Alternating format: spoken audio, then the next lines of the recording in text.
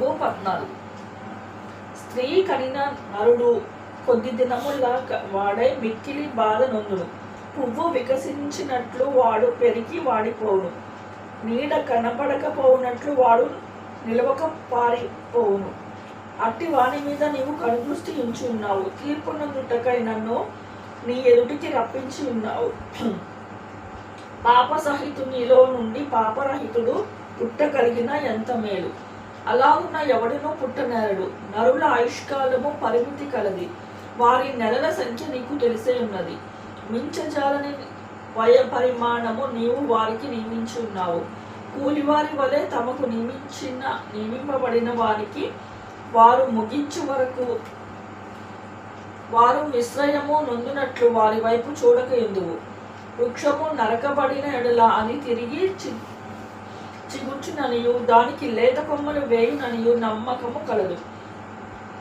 దాని వేరు భూమిలో పాతదైపోవునట్లు దాని అడుగు మొద్దు మంటిలో చీకిపోయినను నీటి వాసన మాత్రము చేత అది చిగుర్చును. లేత మొక్క వలె అది కొమ్మలు వేయును. అయితే నరులు మరణమై కదలలేక పడియుందురు.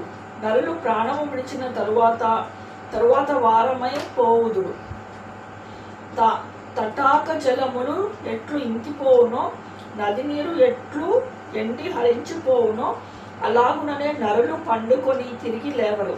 ఆకాశము గతించిపోవు వరకు వారు మేలుకొనరు. ఎవరును వారిని నిద్ర లేపజాలరు. నీవు పాతాళంలో నన్ను దాచిన ఎడల ఎంతో మేలు. నీ కోపము చల్లారు వరకు నన్ను చాటున ఉంచిన ఎడల ఎంతో మేలు. నాకు ఇంతకాలమని నీవు నియమించిన తరువాత నన్ను జ్ఞాపకము చేసుకునేవలెనని నేనెంతో కోరుచున్నాను.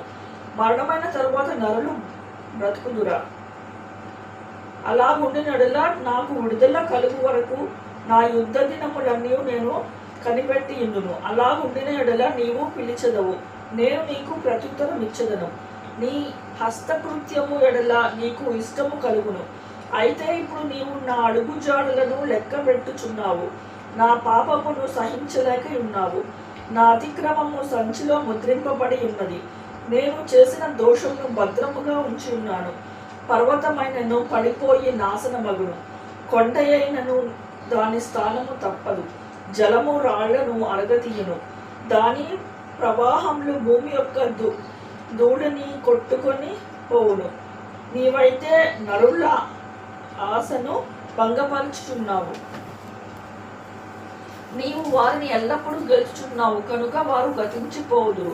నీవు వారికి ముఖ వికారము కలుగచేసి వారిని వెళ్ళగొట్టుచున్నావు. వారి కుమారులు ఒకవేళ ఘనత వహించినను అది వారికి తెలియకపోవును. వారు ఒకవేళ అణిగిపోయినను అట్టి గతి వారికి పట్టెనని వారు గ్రహింపక ఇందురు.